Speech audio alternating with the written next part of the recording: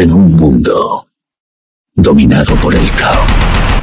El 1 de marzo de 1943, Atlántico Norte, medianoche. El mar era negro, espeso, infinito. La superficie del Atlántico rugía con un viento helado que partía el horizonte en sombras. Bajo las olas, en las profundidades, una forma de acero se deslizaba silenciosa.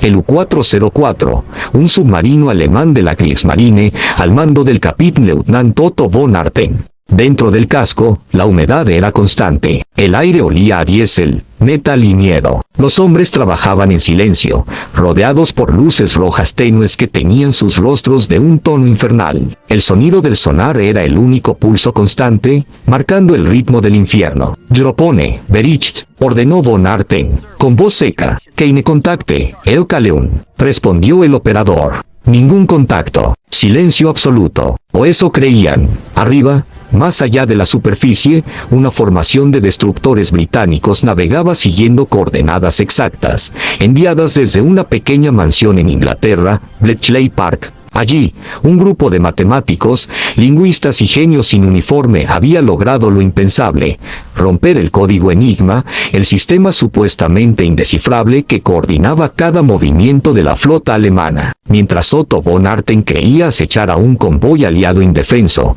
esos mismos buques ya habían cambiado de rumbo horas antes. Sus enemigos sabían dónde estaba, cuándo saldría a la superficie y hasta cuánto combustible le quedaba. Pero nadie en el U-404 podía sospecharlo. «Algo no encaja, Eukaleun», murmuró el primer oficial, Ernst Meyer, mientras revisaba las cartas de navegación. «Los convoyes desaparecen, como si alguien los guiara fuera de nuestra ruta». Von Arten lo miró con frialdad. «Supersticiones, Meyer. El enemigo no puede saber lo que ni siquiera nosotros decidimos aún». Sin embargo, en lo profundo, una duda comenzaba a filtrarse como el agua entre los remaches. Cada misión era más difícil. Cada patrulla terminaba con más pérdidas. Los U-boats, alguna vez dueños del Atlántico, estaban siendo cazados con precisión quirúrgica. Y nadie sabía por qué. Mientras el reloj marcaba las 0:47, un radar británico detectó la silueta del U-404 emergiendo para recargar baterías. En cuestión de minutos, el cielo se iluminó. Bengalas cayeron como meteoros blancos sobre el océano, y el rugido de las cargas de profundidad se acercó. Von Arten gritó: «Alarm, Tauchen, Tauchen». El submarino descendió violentamente, pero ya era tarde. El Atlántico entero sabía dónde estaba. Desde las profundidades, mientras el casco vibraba bajo las explosiones, los hombres del U-404 no podían imaginar que su enemigo no los había visto, los había leído. El amanecer en Inglaterra no traía paz, sino cálculo. Era el año 1943, y en el corazón verde de Buckinghamshire, a 80 kilómetros de Londres, se alzaba una mansión victoriana rodeada de niebla y secretos. Su nombre, Bletchley Park. Allí no se oían motores ni explosiones, sino el tic-tac de relojes, el tecleo de máquinas y las voces bajas de cientos de hombres y mujeres que libraban una guerra invisible. Eran el cerebro del Imperio Británico. En el interior del bloque D, entre filas de cables y paneles, un grupo de criptógrafos trabajaba sobre una máquina alemana capturada meses atrás. Era la Enigma, la joya de la inteligencia nazi, con 3 rotores que cambiaban el alfabeto miles de veces por segundo. Los alemanes estaban convencidos de que era indescifrable, pero los británicos, junto con un puñado de polacos visionarios, habían demostrado lo contrario. En una sala llena de humo, el matemático Alan Turing se inclinó sobre una mesa cubierta de cables. Frente a él, una máquina giraba sin descanso. La bombe, un monstruo electromecánico diseñado para probar miles de combinaciones por minuto. Su zumbido llenaba el aire como si respirara. «Si este patrón se mantiene», dijo Turing con voz contenida, «tenemos una coincidencia en la clave naval del Atlántico». A su lado, Joan Clarke revisaba una columna de letras con lápiz afilado, mientras las agujas bailaban sobre los rotores. «Cruza con el mensaje de las 0600 horas, el del U-404. Las coordenadas se repiten». Turing levantó la mirada. Entonces no fue casualidad.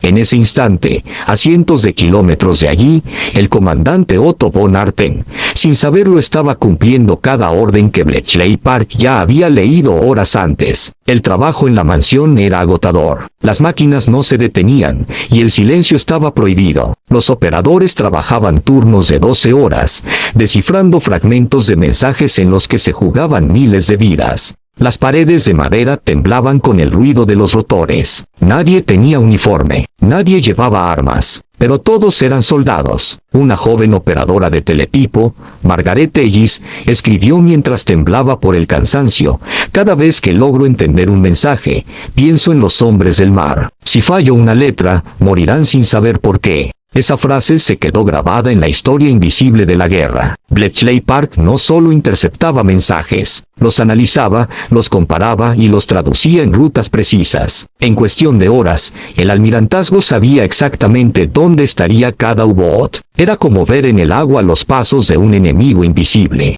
En la sede naval de Western Approaches Command, en Liverpool, el almirante Max Orton recibió el mensaje a las 7:10, confirmado. U-404 operando cuadrante AM-52. Autorizada acción de interceptación. Orton sabía lo que eso significaba. Envía los destructores HMS Faulkner y HMS Walker, que cierren el cerco antes del anochecer. Mientras tanto, en la mansión de Bletchley, Turing caminaba lentamente hacia el jardín nevado. Sabía que su logro no podía ser celebrado, ni siquiera podía contarlo. El secreto debía mantenerse a toda costa. Si los alemanes descubrían que Enigma había sido rota, cambiarían el sistema y todo se perdería. Por eso, los británicos permitieron que algunos ataques enemigos siguieran adelante, sacrificando barcos y vidas para proteger el secreto. Era la paradoja más cruel de la inteligencia, dejar morir a unos pocos para salvar a millones. A medida que el sol se ocultaba, la red de Bletchley Park continuaba su danza invisible. Más de 12.0 personas, entre ellas lingüistas, ajedrecistas, matemáticos, mecanógrafas y decodificadores, trabajaban sin descanso. Su misión: leer los pensamientos del enemigo antes de que éste los tuviera. Mientras tanto, en las frías aguas del Atlántico, los submarinos alemanes comenzaban a caer uno tras otro, sin entender cómo los convoyes que perseguían se esfumaban, o cómo los destructores aparecían justo donde ellos creían estar a salvo. Von Arten escribió en su diario: cada día es más extraño. El enemigo nos encuentra sin vernos. Saben antes de que disparemos. Es como si alguien escuchara desde nuestras propias radios. La desconfianza comenzó a crecer entre los capitanes del Atlántico. Algunos creyeron que había traidores en Berlín. Otros pensaron en espionaje desde los astilleros. Nadie imaginaba que el verdadero espía era una máquina de 26 letras y un grupo de cerebros en una mansión inglesa. La inteligencia alemana, el Abwehr, también empezó a sospechar. En Berlín, los oficiales del Oberkommando der Marine revisaban protocolos, interceptaban sus propias transmisiones y cambiaban claves. Pero cada vez que lo hacían, Turing y su equipo lo anticipaban en cuestión de días. Era un juego de sombras en el que solo un bando sabía que el otro estaba ciego. Una noche, Johann Clarke encontró un patrón oculto en una serie de mensajes navales, una repetición de iniciales en las firmas de los operadores alemanes. Turing, le dijo, uno de los operadores siempre usa las mismas 2 letras al final. Él levantó una ceja. Y, eso nos da un punto fijo, una grieta en la máquina. Turing sonrió por primera vez en días. Entonces acabamos de romper la clave de hoy. Y así, mientras el mundo ardía, un grupo de mentes en silencio decidió el destino del océano Atlántico con un lápiz, una máquina y un cálculo invisible. El enemigo aún no lo sabía, pero la era dorada de los U-Boats estaba llegando a su fin. Los lobos grises serían cazados por su propio eco.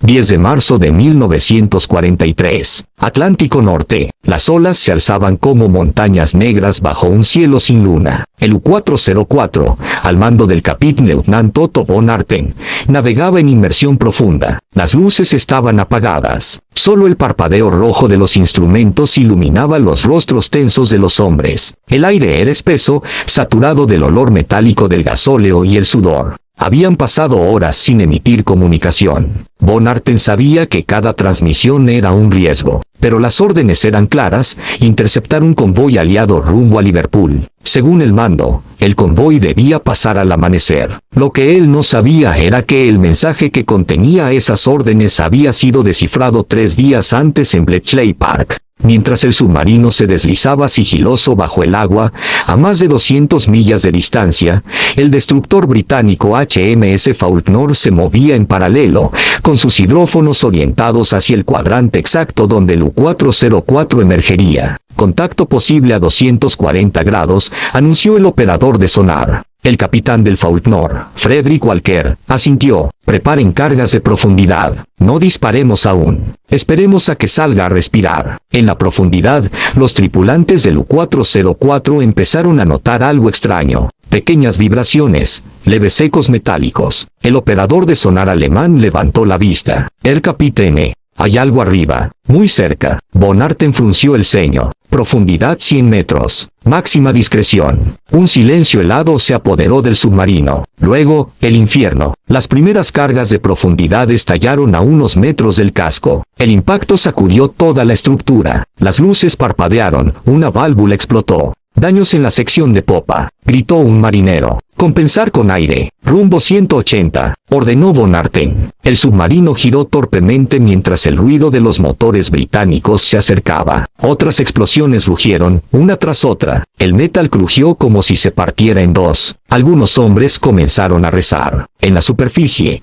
Walker observaba los temblores del agua. Ahora, dijo con calma, liberad el patrón completo. 12 cargas cayeron en formación. El mar se abrió con un rugido ensordecedor. En el fondo, el casco del U-404 se partió en dos. Las luces se apagaron. Silencio. A los pocos segundos, una mancha de aceite emergió lentamente a la superficie. Objetivo neutralizado, señor. Walker respiró hondo. Otro lobo menos. Pero él no sabía que ese golpe no era una coincidencia, era una jugada de ajedrez. En Bletchley Park, Turing y Clark recibieron el mensaje cifrado: convoy interceptado con éxito. U-404 destruido. Turing apenas levantó la vista. No sonreía, solo murmuró: lo sabíamos desde el martes. El poder de Enigma no solo estaba en el descifrado, sino en el uso estratégico de la información. Los aliados no actuaban siempre, esperaban el momento perfecto para no levantar sospechas. En ocasiones, permitían que algunos submarinos atacaran, para mantener la ilusión de que el código seguía seguro. Ese equilibrio era mortal y frío. El almirantazgo británico lo llamaba el juego del silencio. Cada mensaje leído era una oportunidad. Y una carga. En Berlín, los reportes llegaban con desconcierto. Otro U-boot perdido, sin contacto previo. 2 más desaparecidos sin señal. El Atlántico se ha vuelto hostil. El almirante Karl Dönitz, jefe de la flota submarina, golpeó la mesa con furia. No puede ser casualidad. Alguien está filtrando información. Los ingenieros navales revisaban las radios, los operadores eran interrogados, pero el misterio persistía. Nadie sospechaba que el enemigo leía cada palabra escrita en sus propios cifrados. En un búnker del Kriegsmarine, el capitán Ernst dijo a sus hombres: nos cazan como si supieran dónde estamos. No sé cómo, pero ya no hay océano seguro. Para los marineros alemanes, el Atlántico se transformó en un cementerio. Más de 700 U-boats serían destruidos entre 1942 y 1945. Casi 30.0 hombres se perderían en el mar. Los lobos del Reich habían pasado de cazadores a presas. En una carta nunca enviada, Von Arten había escrito antes de su última misión: a veces, siento que el enemigo escucha nuestros pensamientos. En los meses siguientes, las flotillas comenzaron a retirarse. Dönitz redujo operaciones, pero el daño ya era irreversible. La Luftwaffe no podía cubrirlos, y la superioridad aérea aliada hacía imposible maniobrar sin ser detectados. En mayo de 1943, el mar dejó de pertenecerles. Los aliados habían logrado lo impensable: dominar el Atlántico sin mostrar nunca el arma que los llevó a la victoria. Enigma seguía siendo su secreto más valioso. Décadas después, los documentos desclasificados revelarían que el descifrado de Enigma había reducido la guerra en 2 años y salvado millones de vidas. Pero durante la guerra, nadie en Bletchley Park fue reconocido. Cuando la paz llegó, muchos murieron sin poder contar lo que realmente hicieron. Alan Turing, el genio que cambió el destino del mundo, no recibiría gloria, sino persecución. Su máquina salvó civilizaciones enteras, pero su nombre fue borrado por años. Sin embargo, cada mensaje interceptado, cada submarino hundido, cada vida salvada en el Atlántico, llevaba su firma invisible. La inteligencia alemana nunca entendió cómo los aliados podían estar siempre un paso adelante. Y quizás, hasta el final, prefirieron creer en la suerte, antes que aceptar que su secreto más protegido había sido abierto. 15 de mayo de 1943. Buckinghamshire, Inglaterra. Afuera, la lluvia golpeaba los cristales del edificio principal de Bletchley Park con un ritmo constante, casi hipnótico. Dentro, el aire vibraba con el murmullo de cientos de operadores, matemáticos y lingüistas trabajando sin descanso frente a máquinas que giraban, zumbaban y chasqueaban. El sonido de los rotores de la bomba era el pulso del lugar, el corazón que descifraba la guerra. En una habitación oscura, Alan Turing observaba las luces intermitentes de una máquina recién calibrada. Su camisa estaba empapada de sudor, los ojos hundidos por noches sin dormir. Necesitamos reducir el tiempo de búsqueda. Si los alemanes cambian las claves mañana, todo este trabajo será inútil. A su lado, Joan Clarke, la criptógrafa que lideraba el equipo auxiliar, le respondió con voz calmada: ya redujimos la configuración en un 40%. Si logramos identificar la palabra Wetterberich en los mensajes meteorológicos, podremos aislar el patrón base. Turing asintió: entonces hagámoslo. Cada mensaje interceptado del Kriegsmarine pasaba primero por las antenas de Station X, donde los operadores británicos captaban señales en ondas cortas. Luego eran traducidos en largas tiras de papel perforado,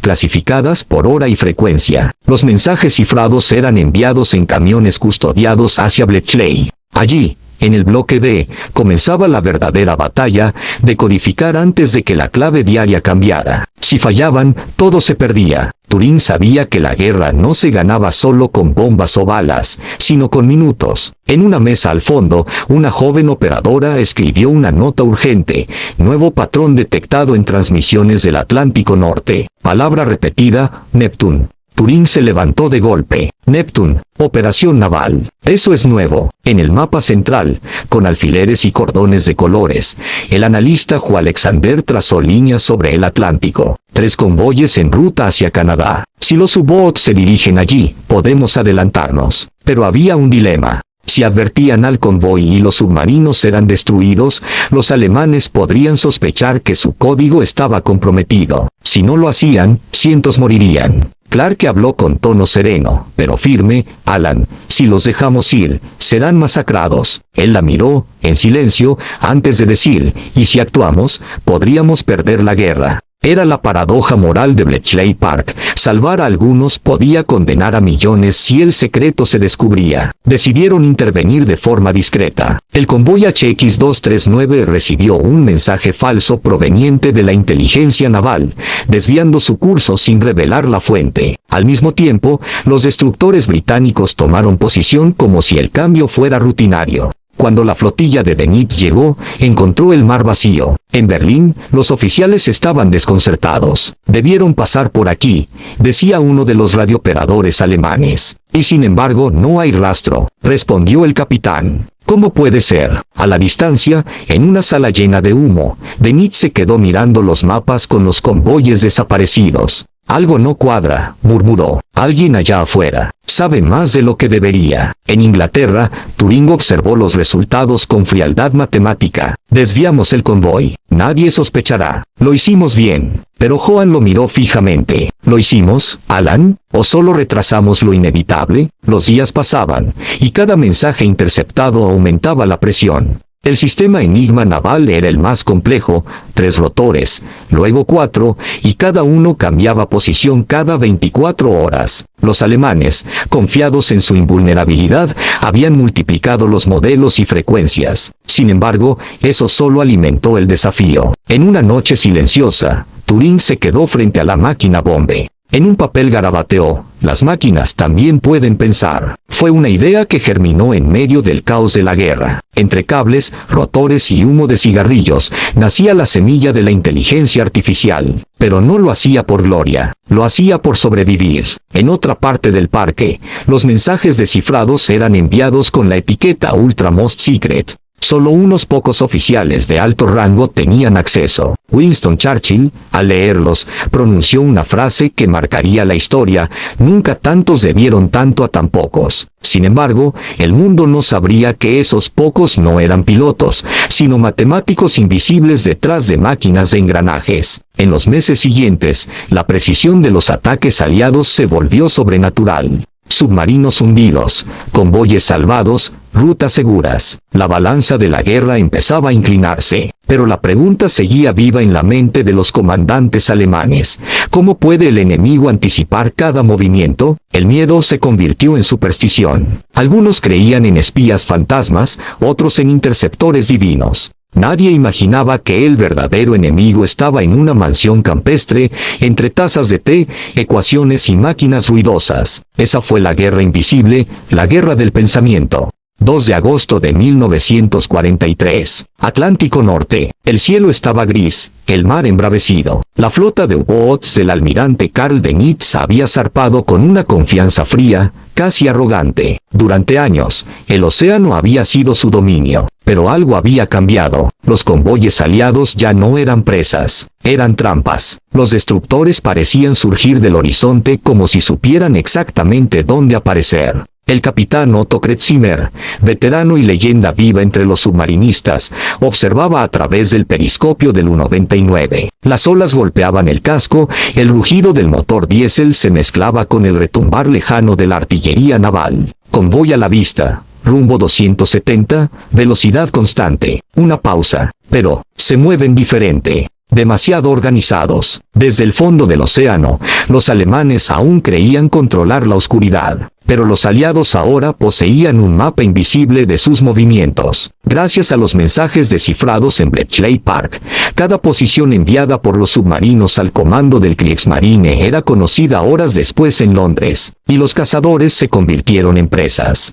A bordo del HMS Viceroy, el comandante británico Arthur Blacker recibió un mensaje cifrado de máxima prioridad: interceptar contacto Lobo Gris. Probabilidad 87% U-99. Autorizado fuego de profundidad. Blacker levantó la vista. El Lobo Gris. Finalmente, en la superficie, el viento azotaba las antenas del destructor mientras el sonar comenzaba a emitir sus pulsos agudos. Ping, ping, ping. El eco regresó. Contacto confirmado, 230 metros bajo nosotros. Blacker gritó: bombas de profundidad, patrón Delta. Ahora, el mar se estremeció. Columnas de agua se alzaron, seguidas de explosiones que hicieron temblar el casco del U-99. Dentro, las luces parpadearon. Un panel eléctrico saltó en chispas. Daños en el compartimento de popa. Profundidad crítica, gritó un ingeniero. Kretschmer, con las manos temblorosas, sabía que algo no tenía sentido. No hay forma de que nos hayan detectado tan rápido. No puede ser coincidencia. En Berlín,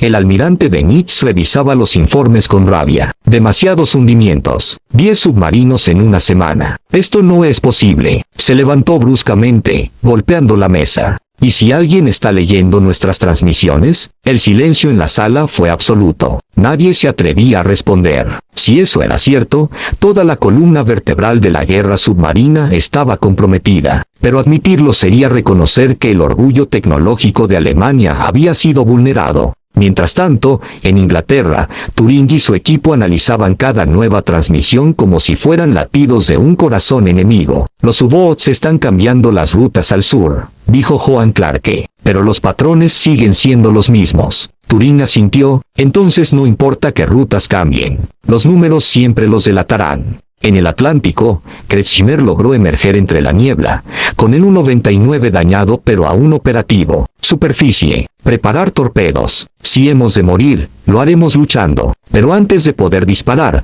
un avión británico Sunderland apareció entre las nubes. En segundos, lanzó cargas antisubmarinas. La explosión levantó una columna de agua que envolvió el submarino como una mano gigante. Dentro, todo se oscureció. Kretschmer gritó: «Abandonen el barco». Las escotillas se abrieron y los hombres emergieron entre burbujas, con los rostros tiznados de aceite. En el horizonte, los marineros británicos los observaban desde la cubierta del destructor. El capitán Blake bajó los binoculares. «Se rinden», ordenó lanzar botes. Uno de los soldados británicos, al acercarse a los náufragos, extendió la mano. Kretschmer la miró con desconcierto. No había odio. No había burla, solo humanidad. En ese momento, entendió algo que la propaganda alemana jamás había dicho: los enemigos podían ser hombres también. Días después, en los campos de prisioneros británicos, los oficiales alemanes capturados comenzaron a hablar entre sí. «Dicen que los ingleses saben dónde estamos antes de zarpar». Imposible, nadie puede leer enigma. Pero el rumor crecía, y en los pasillos del alto mando naval alemán, Benitz ordenó un cambio completo de procedimientos de cifrado. Demasiado tarde. Los aliados ya estaban años adelante. Mientras tanto, en Bletchley Park, Alan Turing observaba el tablero lleno de chinchetas rojas. «Cada punto es un submarino hundido», dijo Joan en voz baja. «Sí», respondió él, «pero detrás de cada punto hay hombres». Hubo silencio. La victoria tenía un precio invisible, y Turing lo sabía. No había celebrado un solo hundimiento. Cada éxito era una vida apagada bajo el mar, en nombre de un mundo libre. Esa fue la paradoja moral de la inteligencia: ganar una guerra sin disparar una sola bala, pero con el peso de miles de almas sobre el código. 14 de septiembre de 1944. Bletchley Park, Inglaterra. Una lluvia constante golpeaba los ventanales del edificio principal. Las luces tenues de las lámparas parpadeaban sobre montones de papeles codificados, cables, tazas de té vacías y rostros agotados. Alan Turing caminaba entre las filas de operadores, observando cómo la máquina bombe seguía girando sus tambores metálicos, descifrando una transmisión naval alemana recién interceptada. Mensaje número 2174, procedente del cuartel naval del Oriente, dijo una joven operadora. Turing asintió. Traducción en curso. Minutos después, las palabras comenzaron a emerger del código: UBOAT 256, rumbo 48 norte, 12 oeste. Prioridad: interceptar convoy HX305. Turing lo leyó en silencio. Su mente procesó las coordenadas más rápido que cualquier máquina. Esos hombres, no lo sabían, pero iban directos a una emboscada.